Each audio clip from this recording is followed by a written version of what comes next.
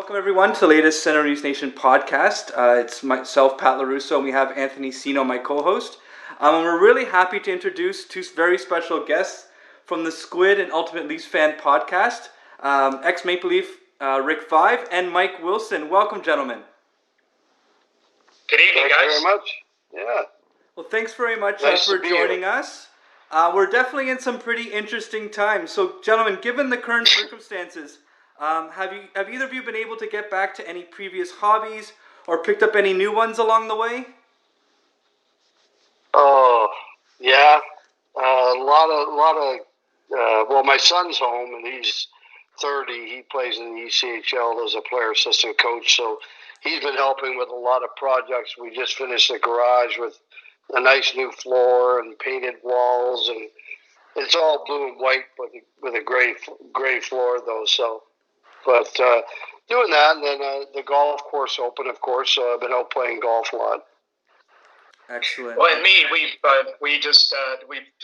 moved, of course, from the room from the Ultimate Leafs Fan got shut down. There's a new version. You can see a little bit of it behind me here. The little teaser with Sawchuck's glove there. That's actually the blind in the room. It's done in Maple Leaf photos.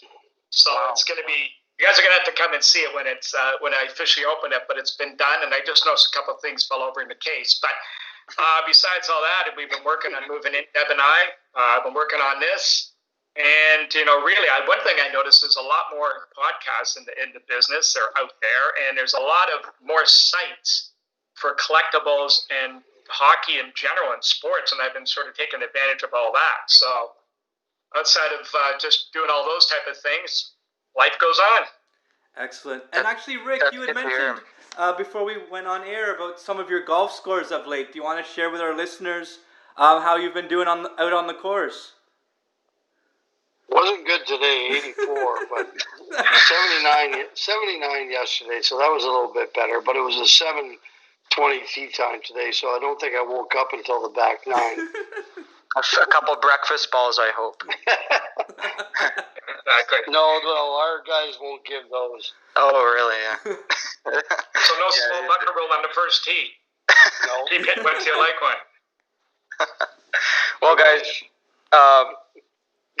so it's glad to hear that at least where things are kind of getting back to normal. Mike, you mentioned the move, and Rick, you're talking about the golf courses opening up, but I think we can all agree that we're still not there yet. And once society kind of does open up to its fullest point, given the circumstances, what's something that both of you are looking forward to doing once everything kind of opens up fully? And it could be like going to a patio bar or anything of the sort that you might not be able to do right now. Well, one of the things that Squid and I would love to be able to back doing is our podcast. We were just kind of getting started. Yeah. We're getting some momentum. We had a lot of great guests lined up. And, we like to do face-to-face. We're not quite as high-tech as you guys to be able to do it with Zoom or Skype or all that. We're too old for that kind of stuff. So we're going to do them live. And so we're excited about getting to do that. Of course, we both play hockey. He plays a little different games than I do. But, I was playing 4 times a week during the winter and a couple of times in the summer. So I like to get back doing that. I like to play a little golf myself. So, Ricky, you probably just want to play more golf. Well, I want to play more. Well, I can't play anymore. I play every day. So I don't know if you can get any more than that. No, I want to get back to. Well, I don't think we're ever going to get back to the way it was before. Mm-hmm. I think you're going to see people are going to be a little bit different than they were before at our alumni games. Like, they auction off sweaters, and you're right beside a person, holding a sweater and doing things like that for pictures. But I'd like to get back to playing some alumni games and also doing some appearances and that sort of stuff, and getting, hopefully next season there's fans in the building and we get to go to Montreal and Ottawa and places like that when the Leafs go there, because it's a lot of fun and we meet a lot of great people. Excellent. So speaking of touring, this first question's to Mike. When did your passion for the Leafs and hockey commence? And what are some of your earliest hockey memories, and what inspired you to kind of take that tour that you did last year? Well, because I come from the generation where I grew up. I was born, I'm 66 this year. I'm an old guy. So, I mean, growing up in the late 50s and the early 60s, we didn't have internet or anything along these lines like we're doing here today, and 4 channels on TV. And I didn't walk through 10 feet of snow to go to school and stuff like that. But we spent a lot of time outside. And if you weren't outside playing, you weren't doing anything. So the game was hockey. So I fell in love with the game of hockey immediately, first and foremost. And that just carried over to watching the bigger guys play on TV. And it was the juniors on Sunday afternoon. If you watch the games from Hamilton on Channel 11, and the Leaf game Saturday night. And the game was Toronto, and they became the team. And my dad took me to my first game. Got my first autograph. I didn't know what I was doing. Little did he know what he was starting by sending me off to get Kenny Worm's autograph with a book and pen in my hand. But it's just those early memories. And I guess the memory of all that is not even a Toronto Maple Leaf. It was a Chicago Blackhawk. And I remember after getting Worm's autograph, he was sending me up because the players would walk right off Carlton Street, right in to the front of the building and through the exits. Like the fans were all standing to walk right through to the dressing room. And I know Ricky will tell you they couldn't do that during his day. But I remember all the players would come in, and all of a sudden there's a big ruckus coming through the crowd. And I knew at the time I said, that has to be Bobby Hull.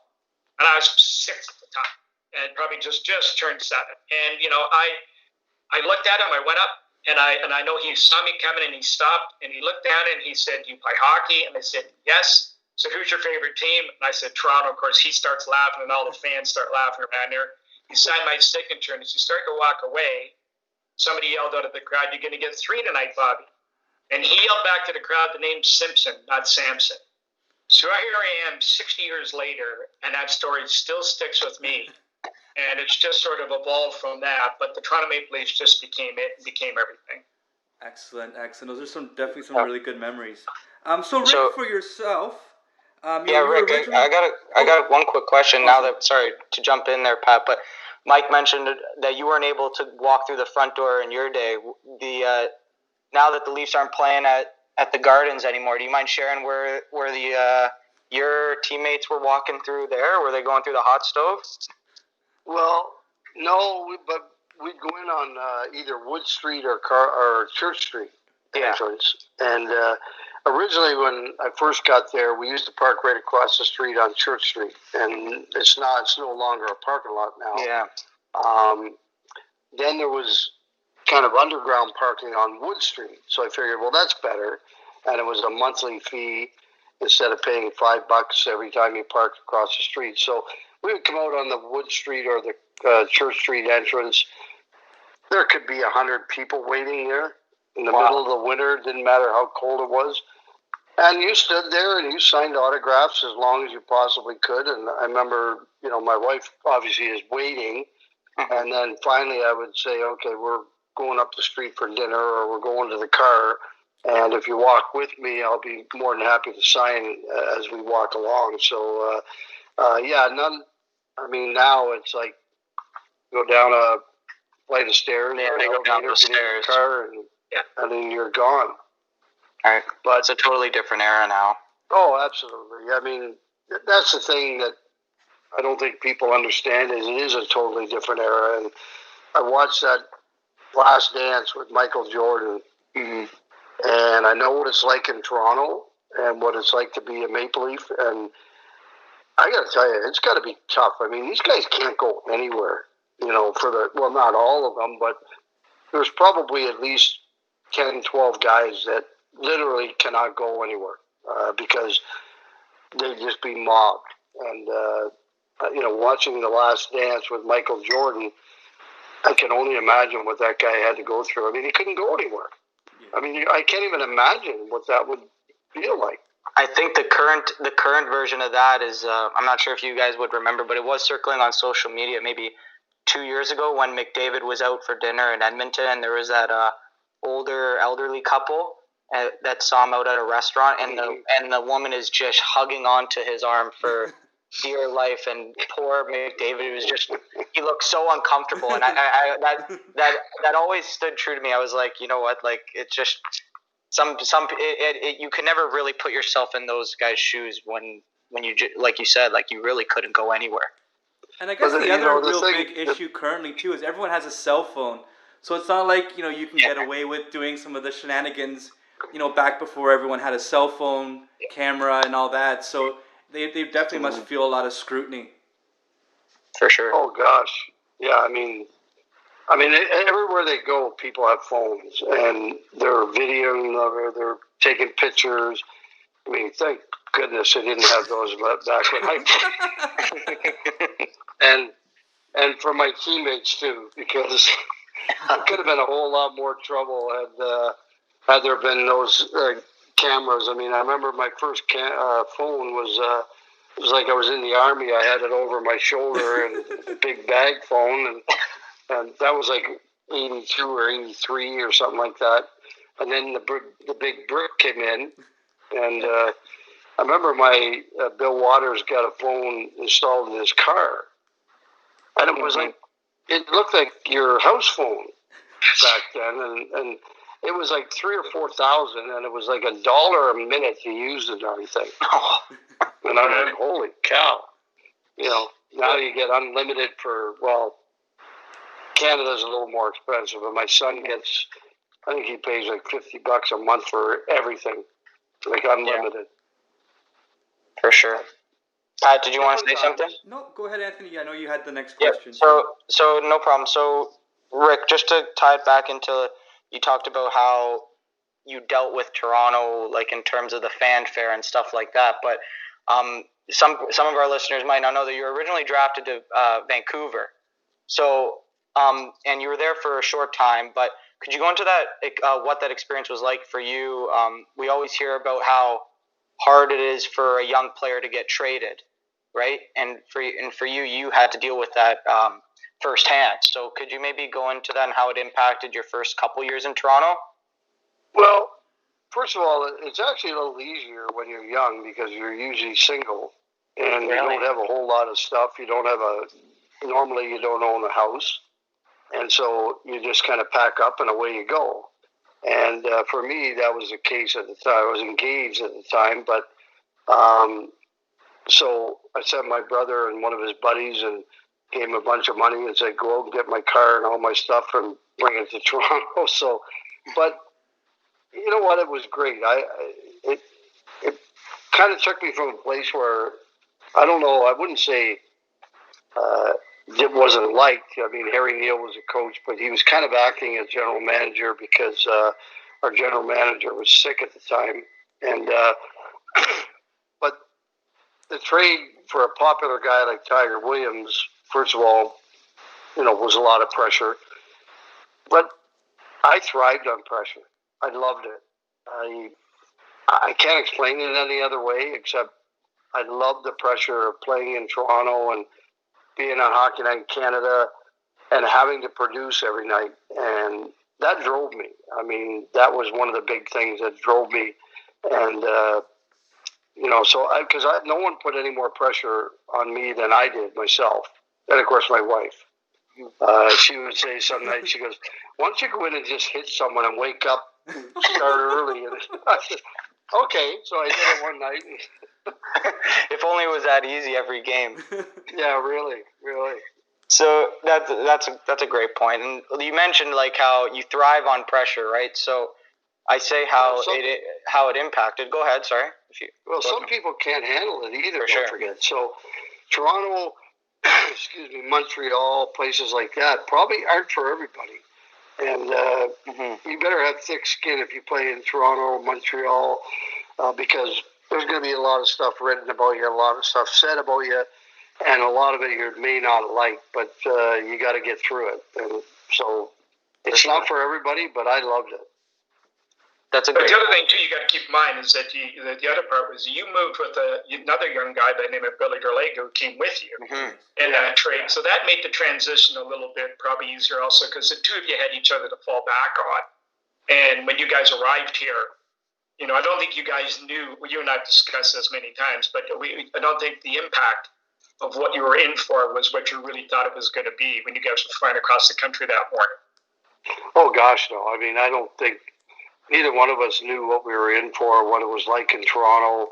I mean, growing up, you watch Hockey Night in Canada and at Maple Leaf Gardens and everything, but I'm not sure that either one of us really expected what it was gonna be like. But we came in and Punch was the GM at the time, and he just said, "Hey guys, you're gonna get every opportunity to play here. Just go out and do your job, keep your nose clean, and everything will work out." And sure enough, Billy and I were already good friends, and we became closer friends, and things went pretty darn good. Oh, for sure. Just the stat line speaks for itself. And my next question kind of it ties into that, and it's kind of for both of you, because I want to get Mike's perspective as a fan, but also your perspective as a player who is within the club. Everyone knows during your time with the Leafs, Harold Ballard is the owner of the team, created a lot of off-ice and on-ice distractions, to say the least. And you set the franchise record for goals in a season at that time, Rick. So maybe we'll go to Mike first and maybe get his perspective about what it was like watching a star player chase a franchise record during the times where the owner was creating all these distractions within the media and throughout the fan base. And then maybe, Rick, you can go into how it was from your perspective as well, and that season where you were chasing 54. Well, I think, I mean, that's a very good question, because from the fan standpoint, every year there's always hope for the Toronto Maple Leafs. Everybody thinks every year is going to be the year.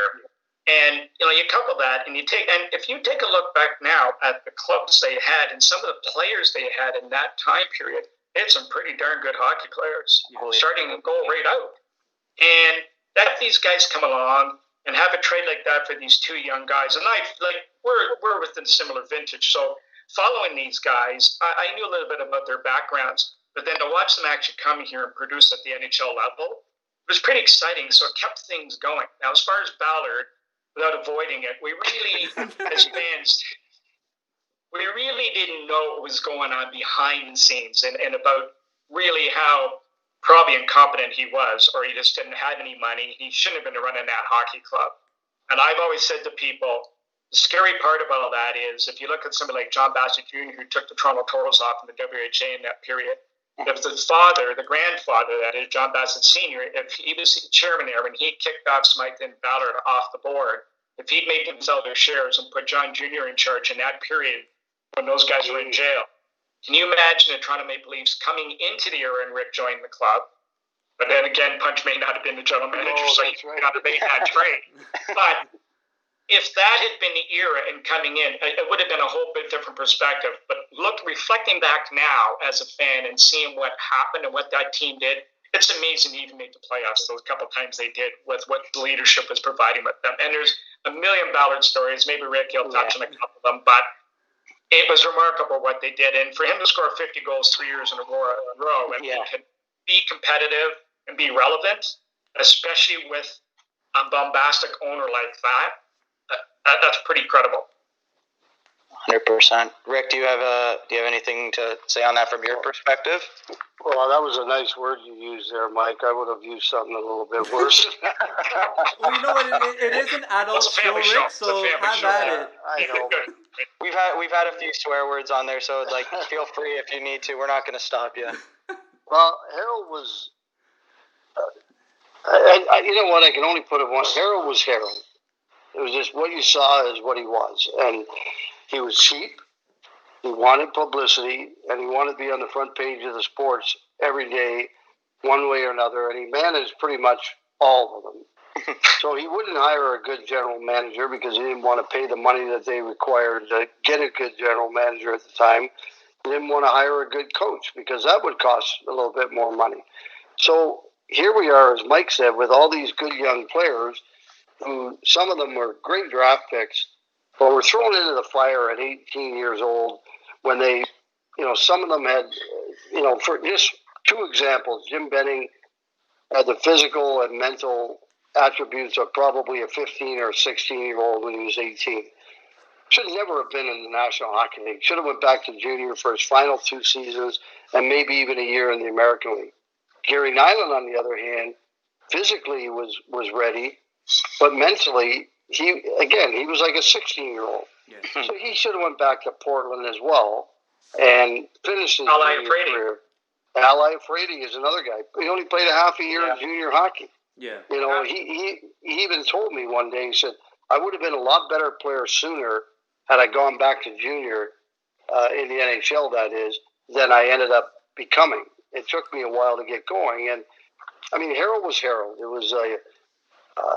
was so difficult with everyday stuff and with Harold and how cheap he was and everything else. And don't forget, there's a couple of, it's a funny one, but Guy Kinnear, who we called Gunner, was our medical trainer. Well, I think he had a couple of courses or something, but he was Harold Ballard's boat mechanic in Midland up at Harold's cottage at the marina there. So every morning, Harold, with the diabetes, he had circulation problems in his legs. So Guy Kinnear would be rubbing his legs every morning, so he'd come in for practice. Like, if you wanted your wrist taped or anything, forget it. Not until Harold's done. So sometimes that would go till like 10 minutes before practice. And so those are the things that we kind of had to put up with. And you know what? But the good part about that is we didn't know any better. We didn't know, what it was like to have a good trainer or great general manager, except for watching other teams win Stanley Cups. Now, I believe that in 84, 85, 86, that we probably had as good a team as anybody in the league. We didn't have good coaching. We didn't have a good general manager that could make that move right at the deadline to put us over the top. And that was the difference. And that was all because of Harold Ballard. Yes. Yeah, the words that you guys say, like just in the in terms of like the terminology, it just makes complete sense watching it from afar and watching Mike you explain it from your perspective and Rick from yours as well. Like as someone who wasn't alive during that time, I think that it encompasses everything that you kind of watch on TV, the stories you read about, and everything like that. So it's good for our listeners to hear that thing because I don't think people really understand. Even like, and it's hard for me to say because I obviously wasn't there, but I still don't think you talk to an average Leaf fan how crazy it was during that time, and to have you guys explain it, I'm sure is going to do wonders for a lot of people. Well, to show you different, here's the thing. So compared to today, Brandon Shanahan's an example. So I was on Bay Street for 40 years before I retired 4 years ago. Mm-hmm. And companies you look at before you invest in a company, one thing you look at is management. It starts right at the top. First and foremost, before you do anything else, you look at the management. From everything, how much stock they own in the company to how they operate, et cetera, et cetera. So when the Leafs took over and Lewicki brought in Brendan Shanahan, when you look back now on where they are to today from where they were when they started that, it's the attention to the small things and attention to detail. And one example I'll give you that I use all the time when I'm asked is about some of the things the Leafs do now that are good is when the Leafs changed the crest. Now you can't see me. When the crest was going to be a little bit bigger, they had to get approval from the NHL. And before they did that, they wanted to make sure they had the right blend and the right texture for the optics of the crest. So what Shanahan did, and Deb and I had dinner with him because we did a lot of charity stuff, and he supported us. So we had dinner with him when I brought that up about him sticking people in different areas of the rink, wearing two sets of sweaters to make sure the fans could see it, and it optically looked right from every vantage point in the ACC at the time. Now, you may think, so what? But it's the attention to details like that. When things get better, if they're going to spend that kind of time on something like that, the pride of the organization, the pride of the crest, the iconic crest that it is, then like I'm a player and I'm looking, I think they're not going to miss too much. And if you look at what they've done now, I mean, at some point it has to go back to the players, okay? But everything else has been done so professional, it's like a total 180, and I'm sure Ricky B. telling he'd love to be playing on this club today. No. Oh, for sure. Don't even get me started on that. I think Tavares or Matthews would love sending you up, Rick, for a couple passes in the slot, eh? Yeah, I think Johnny, he'd be the guy I'd probably want to play with. Oh, for sure. The left-handed centerman. Yeah. Well, Matthews is left-handed too, so I guess either one would be just fine with me. And, no, it's funny because Johnny Tavares played 4 years with the Marlies with my son. Oh wow. Oh, wow. In the GCHL. And That team was star-studded. Sam Gagne, too, I believe, was on that team. Yeah. Sam Gagne, Akeem Alou. Yeah. Cody Golubeff. I remember. And, no, sorry, my son played 4. Johnny played 3 with them. The first year my son played, Johnny was playing for the Mississauga Senators, I believe he would have played. Yeah, and he was a year younger, so he was playing up a year. And, but boy, that team was good for 3 years. Well, actually 4 years, but 3. When Johnny was there, they were that much better. Did they win the OHL Cup? I might be wrong. Yes, they did. They did. Yep. I believe. There you go. That was a shot in the dark. Final game was like 6-1. Wow. It wasn't even close. It's pretty incredible to see a player, especially like Tavares, come all the way through like that. It really is. And, yeah. You know, and knowing his parents and his sisters and everything else, and his uncle, John, who's I think he holds every record in the National Lacrosse League.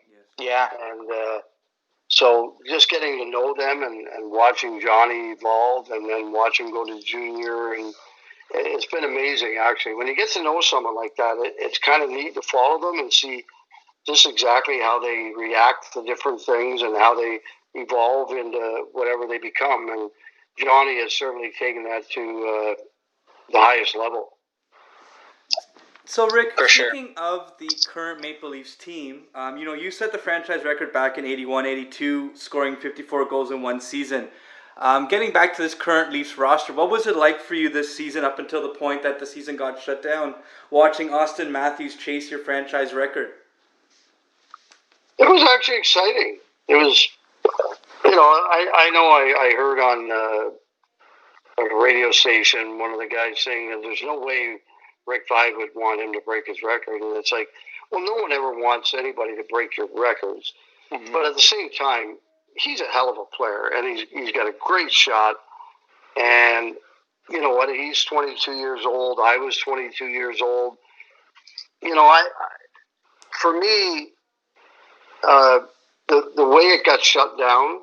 Now, if it was an injury or something like that, and he missed the last 12 games and didn't do it, that's different. Yes. But because of the circumstances that he didn't get that opportunity, it kind of was disappointing for me because it was exciting watching it, and there was no question he was going to get 50. Yes.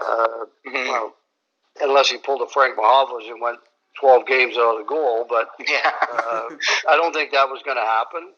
And I'm pretty sure he would have tied or broken it. And like I said, Frank Mahovlich came in the day after I broke his record and had a conversation with me and took pictures with me. And I would have loved to have been there to do the same thing for him. And but unfortunately for Austin, it lasts one more year, and maybe he can do it next year. And then we can get him on our podcast, which we're going to do this year. Absolutely. So then delays him for 1 year. That would be a fun, and that's one thing that would be a great listen. When you look at certain records getting broken and Ovechkin chasing Gretzky's, there's always something pretty unique and special about passing the torch. And I know records are, the old saying is records are made to be broken. So it was exciting watching Austin do that, and I can just imagine, what it must have felt like for yourself there, Rick. But you know what, Pat, you touch on it now, is like I do, and Rick, you did as well, is like I kind of appreciate a guy who says like, hell no, I don't want that guy to touch my record. You know what I mean? Like, I because there is that competitive nature, right? Again, it's different now if you're not playing, and I've seen Wayne talk about it when Ovechkin is chasing his, and I actually think he's got a better shot than most people might think. But Gretzky is very cordial about it, but it is really unique. I guess you obviously can't put yourself in those shoes, but I appreciate both directions of or both approaches guys take. Well, the only thing I'll say about the Gretzky Ovechkin thing is this. Okay, now I'm a number one Gretzky fan too. Okay? 100%. So what I look at is that Wayne was a passer first and a scorer almost second. For sure. And how many times did he pass off where he could shoot? Yeah. Whereas Ovechkin he's chasing a record for the last 5 years. He's trying to score every time he's got the puck and has no thought of passing. So imagine if Wayne had been a little bit more selfish. There would have been over 1,000 goals scored. And I'm sure Rick would probably concur with that. I don't think I'd be passing if I was Ovechkin either. He's the one with the shot. True. I mean, he scores, but you know what I mean. Hey, you know what? Scores. Not taking it away from him, but you know what I mean. Passers pass, right? That's good. Pat, you want to take the next one? Yeah. So Mike, we briefly touched on the fan experience that you went on last year, going to all 82 regular season games and then the 7 playoff games. Was there anything along that trip that, like, any memories that stood out for you, or anything that you take back and you cherish and you kind of share with your friends, or did you meet anyone interesting that you may have wouldn't have otherwise? Boy, I mean, it's a loaded question. Well, I mean, I've got so much, and I think the number one takeaway from it is that what this hockey club means to people is more than just a sports team. It's what like when the games first started being broadcast back in the mid-'30s by Foster Hewitt, families, it was right in the middle of the Great Depression. Families' only form of entertainment was radio, was still in its infancy stages. And the form of entertainment was a family to sit around the radio and listen to the hockey games Saturday nights. So anything west of Ontario was always the Toronto Maple Leafs, and east was Montreal and Toronto. So the Toronto became embedded in those great-grandfathers and grandfathers and fathers starting back in the 30s and being passed on. My dad went to his first game in 1937. And, all those things, it was just passed down from generation to generation. Then you throw World War II in there, where the Foster Hewitt broadcasts were sent overseas to give our troops some entertainment and give them inspiration. The grandfathers passing those stories on to the sons and the daughters, and then it gets passed down to another generation. There's maybe maximum probably be 6 generations of fans starting from the beginning of the Leafs in 28, 27, and then moving to this day. But being passed down from generation to generation, and the story, and it's this passion the families have. And people, when I was meeting them, would share that with me. And I didn't realize, I knew it was deep because of the work we did with Ultimate Leafs Fan and all the charities we ran, and Rick was one of our big, supporters. People would reach out and tell us stories all the time, or relive their stories through us, through email, offer me stories and offer me things and so on and so forth. So what we thought, once the collection was going to move on, what better way to find out and extend this love of the Maple Leafs than to go out and experience it firsthand, which led me to go and follow the team for every game and talk to the fans directly. And people were sharing their stories, but I mean, you get stories like a guy, he's 61 years old, Ed Guttern, his name was, he's from Saskatoon, was in Calgary. I meet this guy and they're having a beer in the bar at Cowboys before the Leaf game, and he's telling me he's 61 years old and he's cheered for the Leafs for 55 years. Wow. He'd never seen the team play live, never been to a live game. His brother had flown in from Toronto that day with 4 tickets for their wives and him to take him to the game. Here's this 61-year-old man telling me that story, and tears are streaming down his face telling me the story in the middle of Cowboys. I get Jim Thompson, who played in the National Hockey League with the LA Kings, brought the Humboldt Bronco kids, the survivors and families, in for a game at the Gardens last year against Detroit. He invited me into the box to go and see the kids, to talk to them all and tell them about my trip and so on. And you go from that type of emotion, from iconic fan appreciation, to this one, for this tragic event that just destroyed families and rocked basically a nation and the hockey world. And I had to compose myself coming out of the box before I went back to where I was sitting, because it was so emotional. Because just to experience that, they were all upbeat, but you know what they'd gone through, and you know that I'm going back to my regular life, but they got to carry that burden. And one of the guys in their father, who lost his son, Chris Joseph, who played in the National Hockey League, he was just a pillar of strength. And just to experience that, it was just like nothing I'd never, ever seen before. And so you get stories, and I get goofy stories, like a guy in Thunder Bay who snuck out of his house first thing in the morning, again, a 50-year-old man plus, with his 6 buddies, and jumped in the car with a sweater tucked under his jacket and drove 6.5 hours to Minnesota to see the Leafs play, because his wife didn't want him going. And then this guy is there, he's hiding. He thought I was a reporter going to take his picture and put it in the paper so he wouldn't speak to me. And his wife may see it. So I did say to him, well, how are you going to tell her when you go, but where you've been for the last 16 hours? He goes, well, I'll worry about that when I get home. But you have stories like that. And kids going to their first games, kids going, and because Martin and Matthews used to put on quite a show before or after every warm-up, they'd be the last two off the ice, passing the puck and doing some dazzling moves and stuff. They'd always flip a couple pucks to kids. So they started going around looking for pucks and signs and stuff like that, and ask for sticks. So I would meet kids with signs, and I tell them, I'll give you a little hint where to go and stand. Here's where he usually likes to throw a puck. And the few times it happened, one time in Colorado, these 4 girls went to a game and they wanted the birthday present and wanted the puck from Marner. And I told them, I think what we should do is go, and it was their first game ever. Mm-hmm. And they went and stood and they got a puck. And I'm going to my seat and I hear these kids screaming at me from behind, Mike, Mike, Mike. And I look back and it was them from my met out before the game. They had 2 pucks. They got one from Marner and they got one from Marlowe. Wow. And they were just thrilled that they got this. And they thanked me for helping them get the puck. So, I mean, there's a whole range of stories. I could go on. And meeting guys like Rick, I met Rick first game of the year. And the last game in Montreal, he was there on a trip on a corporate outing with groups. So it was kind of fitting that we bookended it.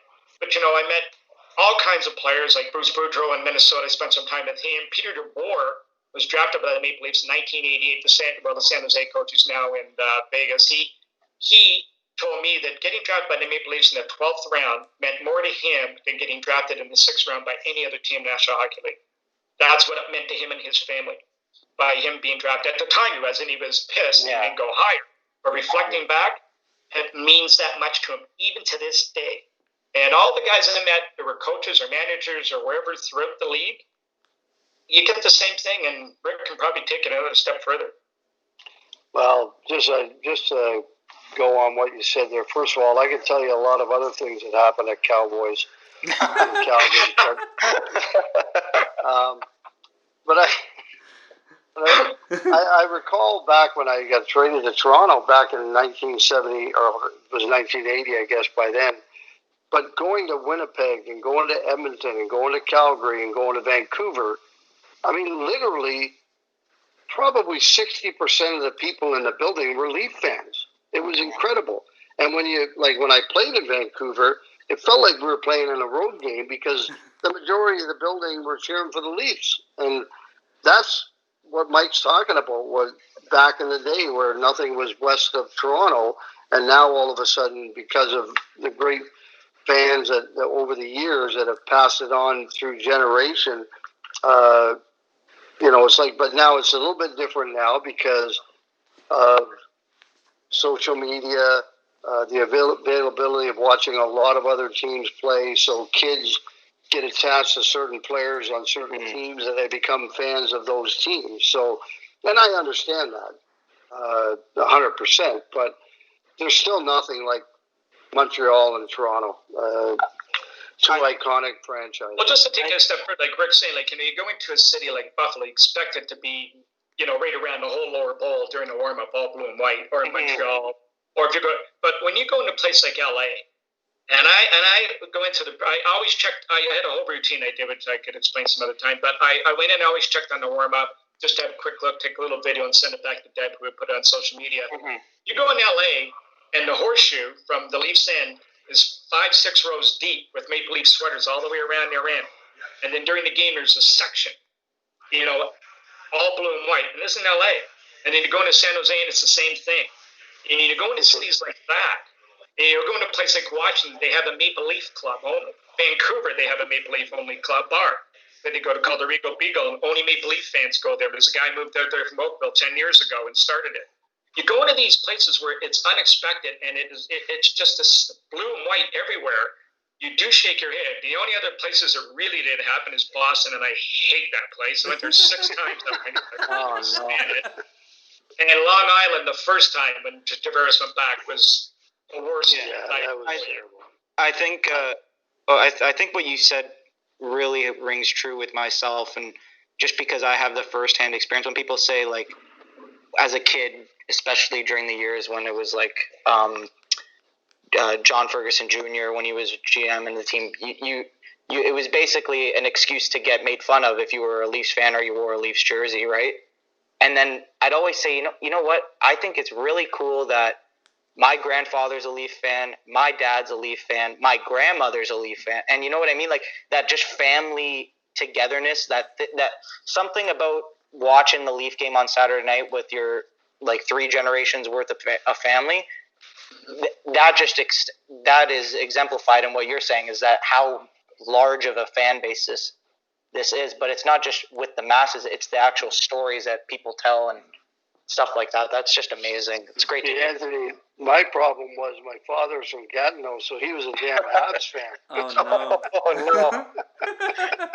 He was happy when you must have told him that you got traded, maybe. Well, I swear, I think when he came up to watch the games in Toronto or even watching them on TV, he was hoping that we lost, but I scored 2 or 3 goals. Yeah, there you go. So what are you going to do? So with all these memories, it actually brings us to the next topic of this interview, and it's the Fan Expo, or the Sports Card Virtual Expo, coming up on June 19th and 20th. In its usual rendition, it would always be parents bringing their kids down. Given the current circumstances and with COVID, it's now switched to a virtual expo. But can you both share with our listeners what your participation will be at the expo and what they can look out for from you guys? Well, maybe I'll take it. But what we'll do is, so Rick and I, we started our podcast before this broke out, and we are going to continue it once it's free and clear to go and do it again, safe. Steve reached out. I've been going to the shows since they first started back in the 90s, and he's always brought me in to sell my book, and he's be there as one of the help promote it and stuff like that. So he reached out and asked if we do something on a virtual basis with our podcast, and Rick and I come on and do something. And we said absolutely, because I think what I've noticed is the amount of people at home, people have time, people are online, people are checking podcasts like yourselves, like you guys. And, why not? I mean, if we can come on there and, provide a little content for some people and entertain them for a little bit, we're going to go on, we're going to talk. We've got Gary Lehman joining us. We're reaching out to a couple other guys, trying to lock a couple other guys up to come on with us and talk. And we're just going to share some experiences, tell some hockey stories, and keep it fun. Excellent. Squid, anything to add? I think you pretty much covered it all, Mike. But no, it's going to be kind of different. But at the same time, with today's technology, we can do that. Yes. And you can still reach out to a lot of people that could get on and watch the interviews and so on. And I believe there's a way that they can also buy autographs and stuff like that from some players. So, even though it's not in person, let's see how it goes for starters. And, there's talk also of doing they can ask questions, so they can send questions to me. We can do a moderation, or maybe we can do a one-on-one with a Skype or Zoom or something, speak to Rick or whatever guests, if we have a couple of the guests on with us. So it's all sort of in the infancy stages now of all that doing, and Steve Menzies doing a great job. He's trying it. I know the national convention in the U.S. one, which is the biggest one in North America, they're not doing it. They've shut theirs down till December, and they're talking to Steve to see how his goes, because they could do possibly the same thing, because this could be the way it is in the future for a while, and why not try it? And, encourage all collectors or anybody with any interest in hockey to go to the site, come on, and there's going to be lots of entertainment there for you. There's going to be lots of things to look at, and look at some cool memorabilia at all the dealers' tables. There'll be stuff for sale. You don't have to buy anything, but you can take a look, and you can ask questions. It's a great way to spend a day, June 19th and June 20th. And we're scheduled to be on June 19th at 2 o'clock. We'll give you our details at the end. If you want to send me some questions, some things you want to know about us, or Rick, or ask us anything like that, you can send us questions. We'll give you our contacts at the end. And listen, we'll see how it all goes. Thanks very much. So you guys mentioned about how you're going to be using the technology to connect with the fans, right, through this expo. But just to turn gears just slightly, I want to learn about more how the Squid and Ultimate Leaf Fan podcast kind of came to be. So I understand that you guys have known each other for some time, but what really sparked the you two to both get a podcast going? Well, Squid, I get to talk again, so it's me again. So when I retired, go for it, Mike. When I retired 4 years ago, with the Ultimate Leaf fan, we got a lot of attention, so I did a lot of media stuff, and we've done a lot of podcasts and stuff like that with people. So I've been asked to do things for a number of years, but I just didn't want to be another talking head without any content. And so I was always looking for something different to do, and I wanted to be, if you look at the guys in Spit and Chicklets, I listen to a lot of podcasts, and those guys are kind of set the bar that are just Great off the chart. And you can't duplicate those guys. That's something unique and special. But what you'd like to be able to do is land somewhere in between where it's entertaining, and you want to have some interesting guests, and you want to be informed. The number one thing should be anytime you listen to a podcast or an announcer of some sort or read anything, you should learn something. So with that in mind, I've been very, very particular about wanting to step forward and do something and put my name on it. And lo and behold, I noticed about 8 months ago, 6 months, 7 months, or whatever it was, Ricky came on Instagram, and I saw him doing a few more things, and I talked to him a little bit, and then I said, maybe you want to take this another step level. Maybe there's something you and I could do here, because we could do something maybe a little bit unique. And what do you think? So we had a few talks. I said, it's up to Rick, and he can pick it up from here after this. But, it's a question of how deep a dive you want to make on the stories, because what people want to hear are the stories. They don't want to hear, Billy stepped over the blue line, spotted me at the far blue line, hit me on the table, went and roofed it. Great. They can go to YouTube and watch that. They don't need you telling us that. What they want to hear is, where'd you guys go after? What did you guys do after? What was he? Why was your head down on the bench and that coach was kicking the bench behind you and screaming at you? What was he saying to you? Or when he broke that stick over, what was he saying to you? You want to know kind of the, intimate details of things going on behind the locker room, on the bench, even on the road. But just the experience the fan doesn't get to experience, but can walk through vicariously through the eyes of the player. And it's kind of funny. So what we did was, we had Billy Derlego on the first show, and Billy was great. He had lots of great stories. Then we brought Jimmy McKinney on, and Jimmy, of course, is just off the charts funny. Like, you could just, what you do, you just put the microphone, just start talking, let him go. And he's got 180 million stories, okay, Jimmy McKinney. And, we've taped a couple other guys, and we're just waiting to get back. And, I don't know if you want to add anything, Rick, but I just think it's been fun so far. Well, I've had a great time doing it, and of course, our first two guests were fabulous. So I don't know how you top that as far as the entertainment value, but we'll find a way to do it. And Yep. I think you and I have a good rapport too, and we go over certain things during the podcast, and then obviously have good guests on. And boy, oh boy, we've in the 2 episodes the stories that came out were just incredible. And as you delve deeper into some of the older players that are my age or even a little bit older, then the stories get even better. And it's incredible. Like, people, I'm sure, are watching going, really? Like, it was like that back then? Are you kidding me? Like, I don't think people today watching that would understand what it was like in the early 80s compared to what it's like today for the players. And I think that, for me, that's the most fun about it all. And then, hopefully we will, and we'll get some of the younger current guys on, and we'll get their take on what it's like today. And I think when you do a little bit of a diversity there, as far as the old guys and the newer players, you're going to get a lot of different angles of the game. Yeah. Well, we had one night, to give you an idea, I had an event at my place for the World Cup, and I had Phil Esposito, and I had guys like, Ron Duguay. Ron Duguay alone could tell you stories that, curl your hair. And, Bobby Carpenter and Dennis Marook, and we had all these guys that all play for Team Canada, but there's Phil. So here's all these guys. They're on this panel. We had 8 guys. And as the conversation, I was moderating it, so as the conversation started going to Phil, and questions, all of a sudden the players started asking Phil questions, and all of a sudden they turned around, here's all these accomplished NHL hockey players looking at Phil and asking him questions about 72. Well, because Phil made a joke about, those bloody Russians, they stole our beer. They could have taken the milk. Why'd they take the beer? And then, of course, then all the questions start coming regarding that. And these guys were so inquisitive because they were kids too. They had their heroes. They pretended to be somebody on the street when they were growing up. And that's the reaction and interaction that we're looking for. Those players, the young guys, can connect with these guys. And, I think if we can do that and people will see the value in that and people will see there is that connection and that bond that hockey players have.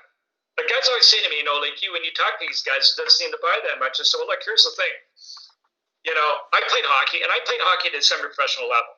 But I have something in common with these guys. They're just way, way better than I was, okay? I'm not even the same league. But let me tell you this.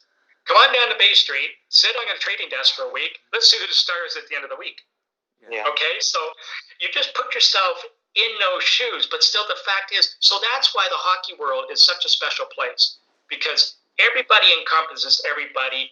And there's no bad guys that, will be locked out of that club. Because if you've even watched the game, played ball hockey, you have an immediate connection with whoever you're talking to. Rick? Yeah, it's the funny thing is you mentioned that, and it's funny. I played with a lot of players, okay, over 14 years.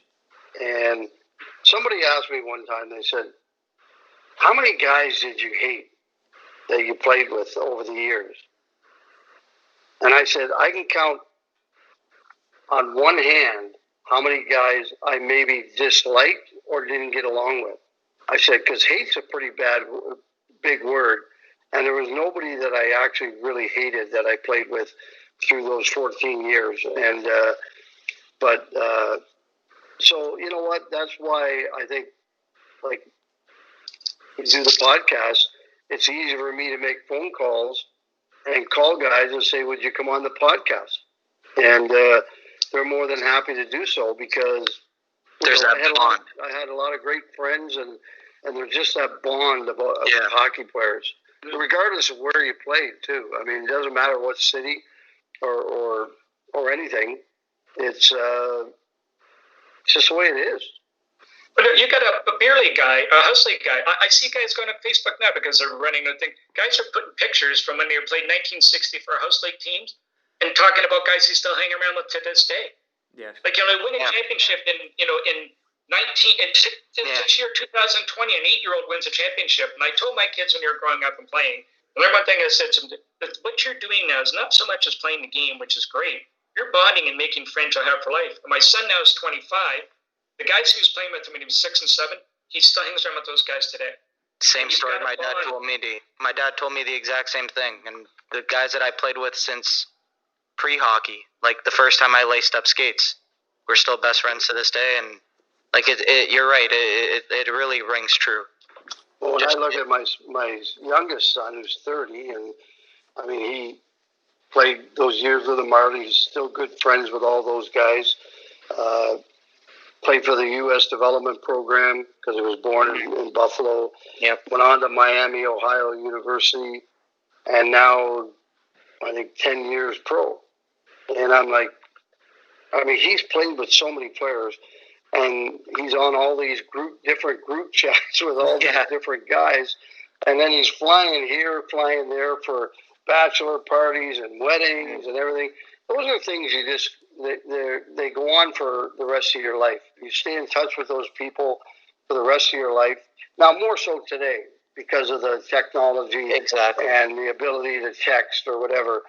Not so much in our day because you had to call someone on their home phone, and more than likely they weren't going to answer it. So things have changed a lot that way. But I think if you went back and put the technology into the game or into life when I played, it'd be exact same. You'd be friends. You'd have 200 friends that you'd be in touch with on a regular basis. Yeah. You could even argue it's on a bigger level too, because just with the generation of kids today, compared to back when you were playing, and even like into the early 2000s, like I'm comparing like maybe this current Leafs roster to maybe 20 plus years ago. The players now, they're more active on in terms of video games and stuff. They're not going out to the bar as much after a practice or something like that, right? And you could argue that the relationships made back when you were playing, Rick, and you, Mike, were probably a little bit more face-to-face personal rather than through the phone or through FaceTime or stuff like that. And if that technology did exist, you could argue the friend list would be a lot more extensive. It was more fun for us because we got to sit in the bars. Exactly. That's how we bonded. And it's funny because one year in Toronto, one of the things I didn't like was it was good in a way. We chartered all the time. So you got home that night. If you played the next night at home, you were in your own bed. But at the same time, you never really got to hang out with your teammates as much as you wanted to. So one year, Harold, flight attendant on one of our charters, wouldn't give him chocolate bars because he had diabetes. And he reached in to grab a few, and she slapped his hand. He canceled the charters for the second half of the season. So we stayed overnight all the time. And all of a sudden, that was when Peter Inachek and Freecher and all those guys were there. So we got to go out together and get to know one another. And then there was a certain trust there between us because we got to know each other so well because we stayed overnight, went out, had a good time, and formed more of a trust between us because we got the opportunity to go out and get to know one another. Yes. I mean, if you take a look, guys, when they played, the number one rule, and, Squid can, verify this at the pro level, and the levels I played at, you go out, you make sure you go have one drink anyway, you make sure you're out there with the boys at least for one. And that's 40 years ago. Here I am, now I'm 66 and playing these old men beer leagues, and the games are like they're in reverse. Okay? That's the level of play you have. But what does every guy who played hockey tell you he misses the most? The camaraderie, dressing room, and the after shenanigans. And our league, I know we play in it. It could be the worst hockey in existence. But the number one thing those guys do, I had a guy one night on my team. You're not allowed to drink in the rink, so they bring packs. So he forgot his. He wasn't going to play. He didn't have a beer for him. So he was going to go home. And so they chipped in and gave him 3 beers, so he stayed. But, but the idea is to go to the bar as important as the skates and have a beer. And as we joke about it, like the guys around the league could tell me, he said, what if that guy doesn't hang around to us? Well, his application may get lost the next year. But that's all part of it. And this is beer league hockey. Yeah. And, but that's the most important thing the guys enjoy the most. And I know the pros, it's the same way. I know when I was in Dallas and I went to see the Stars Alumni Lounge, they have the first of its kind in National Hockey League, which is dedicated right to the team. And it's run by Marty Turco.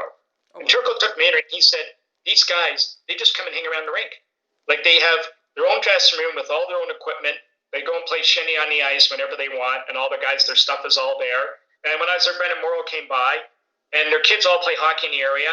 But the guys all hang around and they've got a bar that they go and sit around. And there's always somebody in there to go and have a beer with and talk and just relive old times. And it's awesome. You could argue that that's kind of been really important in terms of the development of these hockey players in these non-traditional markets.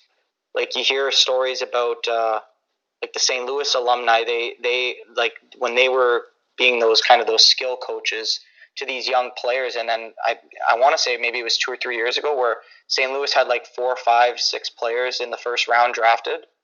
Right, and it's important. You hear about it in Arizona. You hear about it in Florida, and I'm blanking on the name, but there's a former player that's running the LA, like there's a LA or Nashville, sorry, and you just hear about all these stories about these former players staying where they retired, and now they're part of the alumni, and I listen to TSN, and now I hear about the alumni box from Jeff O'Neill, and I'm glad the Leafs are starting to do that now too.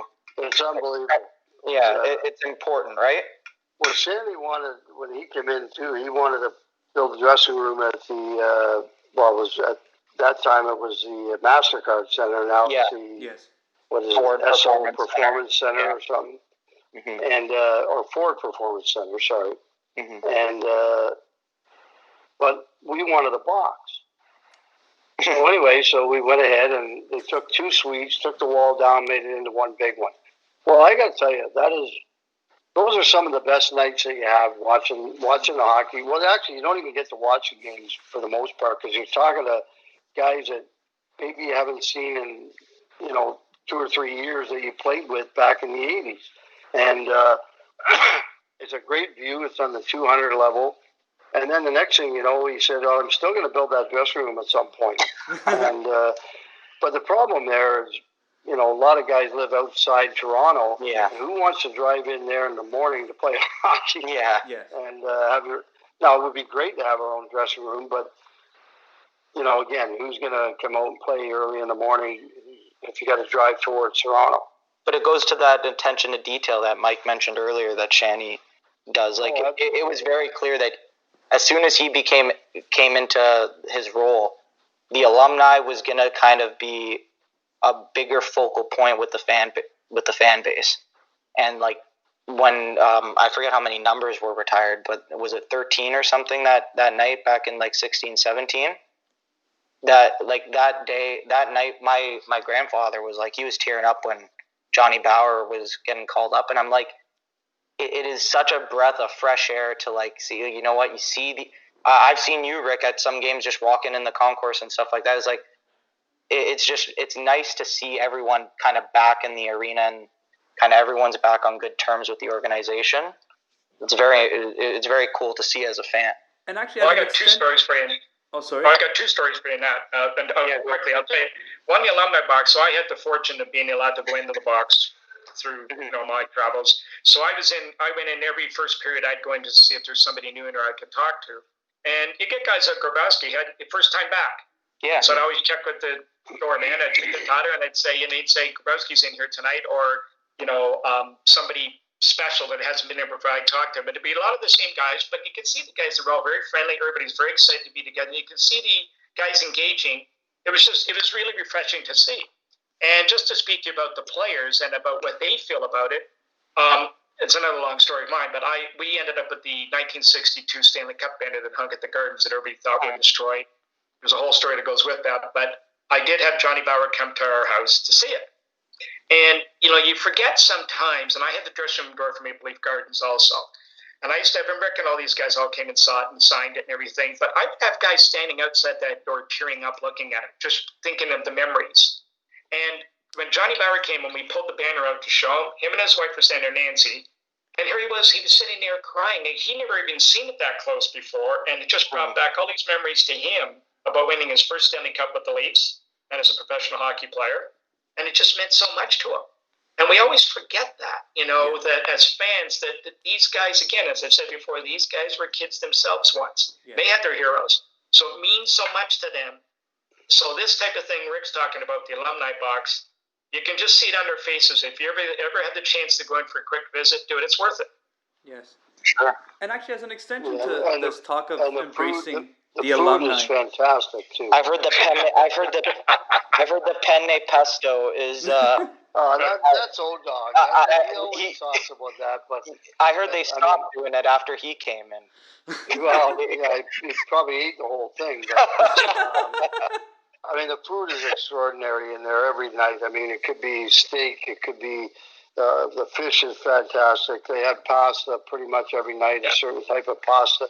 It's you go in and you get shrimp about that big, and you get to talk to all your old buddies, and people come in and you get to meet new people, and it's just it's a great thing that Shanny did, I believe, for our alumni, and we probably have the biggest alumni in the National Hockey League. Oh, for sure. And actually, that kind of leads into my one final question before we wrap up the interview. Is speaking of Shanny and how he's improved the relationship with a lot of the alumni. One of the big things for me, because I'm a huge Leaf fan and I've studied the history, was repairing the relationship with Dave Keon. I know when Keon left, it was a very difficult time, and things just kind of that relationship broke. But to see what Shanny did with Dave Keon and bringing him back, it kind of felt like at that point it kind of dispelled the ghost of Harold Ballard and kind of moved things to a different era. But would you guys have a different take on that? You want to go with you, Yeah, you know what? I don't know what the problems were. I know a lot of it had to do with Harold back then with Davey.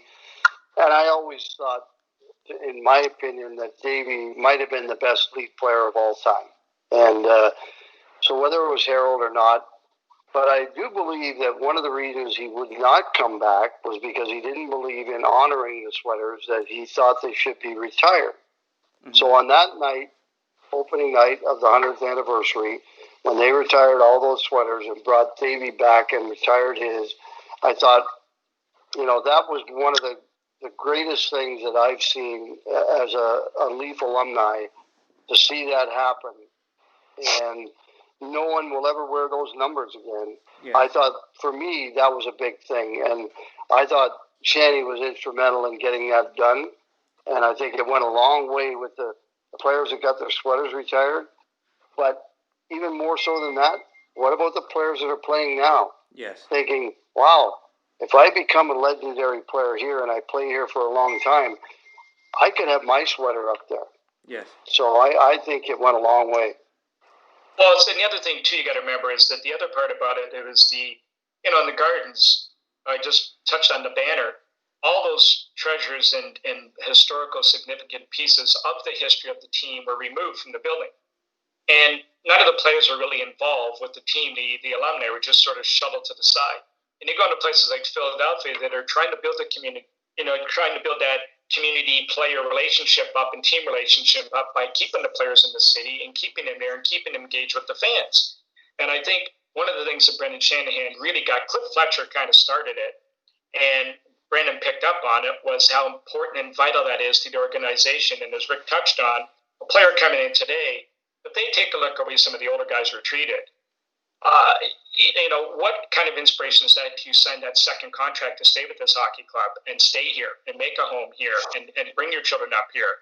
Whereas if you see the way they treat you, and you notice it's no coincidence, all the winning teams have that formula. Yes. And they're all taking it and expanding on it. Everybody, and like as I mentioned with Dallas, you're seeing this everywhere now. But Toronto, St. Louis too. Yeah, and then Toronto's taken it, and Toronto's taken it now to another level. And I think it's wonderful to see. And I think Keon, on his point too, he probably was a little bit stubborn. And I spoke to somebody, I get asked about it all the time, and I said the one thing he's got to remember, and I'm glad, hopefully he got through to him, is a little bit not my comments, but his own thoughts, was that he's doing this for his legacy with his family, not for himself, and not for his fight with Harold Ballard, whoever it is, that's all long gone and forgotten. It's your grandchildren and your children you're doing this for. And that's when I went to the unveiling of his statue at Legends Row, and he introduced every one of his grandchildren. Everyone. And every one of them had a big smile on their face, and they're standing up there clapping for Grandpa. That's what it's all about. Yes. And now they go in that rink, and they look at that sweater up in the rafter, and they can feel that pride, that number 14. I know Doug Hendrickson, when I met him in Minnesota, first thing he taught me, your guy comes from a hockey crazy city in Minneapolis, and he got the significance and the honor of wearing 14. Yeah. And, he was, if you could see him, he was almost blushing talking about wearing that sweater and what it meant and what an honor it was that they gave that number to him. So, it does go a long way. The only thing we got to get right at some point is get 22 up there. Hopefully soon. Hopefully before I'm too old, and then maybe I'll have 4 or 5 grandchildren by then, but I won't remember their names. No, just point at the sign. Just point. Well, gentlemen, you know what? It has been great. Just Anthony and I are just having a great time just listening to the stories. Yeah. We do want to thank you, and we do have one final question. It's to kind of toss it out to you guys to kind of share with our listeners, some of your new projects that you're working on. I remember you, Mike, very, early on in the interview, you mentioned you had a new book coming out. Yeah, just definitely share those projects and how, our listeners can follow you guys on social media and keep track on you guys and maybe get in touch with you guys directly. Well, what I did, I'll go with mine. We're both writing books. My book comes out October the 6th, and what I did was, it was a book called The Ultimate, Debbie's going to kill me, The Ultimate Road Trip. The Ultimate Road Trip. No, I wrote it. Ultimate Road Trip. Anyway, what I title, you got to change it now. Yeah, I know. She's probably looking in the other room going, you idiot. And I've got the book and I've got the script here. Anyway, what I did was I documented every city I went into. I interviewed people and I had hundreds and hundreds of videos and interviews and photos and to get everybody's stories. And what I'm trying to do is I try to get them on paper. I'm working with Lance Hornby from the Toronto Sun, who's a fantastic hockey writer. And the book comes out, and what I've done is I'm sharing my experiences, all the do's, the little do's and don'ts, what I met along the way. It was the working man's kind of trip where I was taking buses and trains and all that kind of stuff, sitting in the cheap seats, staying with friends and all that stuff. So I've laid it all out over the 89 games. And, hopefully what I do is it'll inspire somebody else to do the same thing, because I met so many people on the road that would do little projects similar where they're trying to go to every rink the Leafs played at least once. And, or they would go, they'd pick California and go to the 3 games there, or they'd go to New York and do they played a little circuit there, they'd do that, or they'd go back and forth to Montreal and New York or something like that. So all these little projects I saw, and it was inspiring people to do the same thing. So hopefully they'll pick up and do that. And of course, our podcast, we've got that coming up. And you can reach me on Instagram at The Ultimate Leafs Fan. I'm on Twitter, Ultimate Leafs Fan, and we've got our own website. It's called theultimateleafsfan.com. And Ricky, you want to talk about your book? Yeah, first I got on Instagram. That was the first thing, which I like. Yes. I don't know how the heck am I going to do. I'm not into this technology, but anyway, I'm on Instagram, just Rick Vaive, and it's gone very, very well. It gives me the ability to share some of the things in my life to people out there, and then I do have a book coming out that'll be coming out in November, and it'll take me from the time I was a little tiny little thing all the way up until present day. The book is pretty much final, and it'll be out in November. Hopefully, by then, we'll be able to go on book tours and book signings and that sort of thing. I'm not sure that'll happen, but anyway, I'm very excited about it. Very excited. I got a website that's going to be completed very shortly, and so that'll be added with my Instagram and everything else, and so that I can reach out to fans all over North America who are Rick Vaive fans. That's awesome. I got a couple Christmas gift ideas for my dad now. Thanks. Yes. You make it easy. Just go to the bookstore. One-stop shop for the gifts this year. So if you can have your guys, boys, if you can just tell your guys to email me at mike@ultimateleafsfan.com and send you some questions over our podcast. I'll go through them all. I can't promise we can put them all on, but I'll pick a couple of the good ones and I'll try and stump my friend here. Most definitely. It's been great. And you know what? Maybe as we get closer to the book releasing and all that, maybe we can have you both back on to help you promote that and discuss it. And it's been a pleasure this evening, and I look forward to having you guys back on again. Great, guys. It's been a lot of fun. Thanks for having us. Thanks. Thanks a lot. Thank you very much.